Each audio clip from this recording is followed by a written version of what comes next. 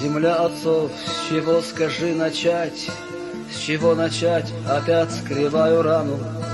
Душа от боли устает кричать, но не могу молчать, я и не стану. Мой отчий край уже в который раз в твоем пути по огненному кругу.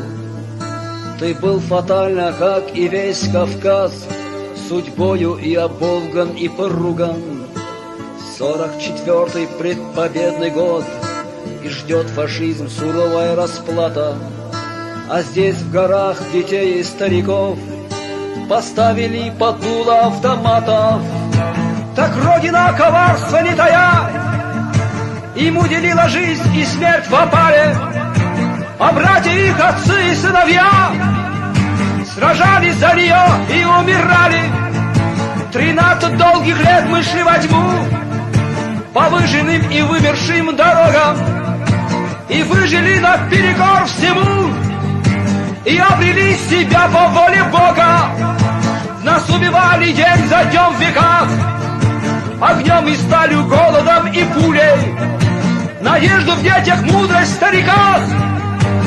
Но мы из ада этого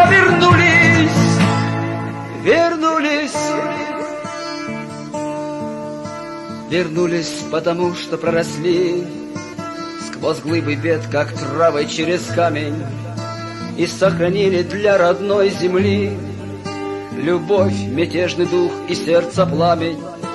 И пусть тяжел забвения свинец над прахом тех, кто умер на чужбине, для них из наших пламенных сердец зажжем костер бессмертия отныне.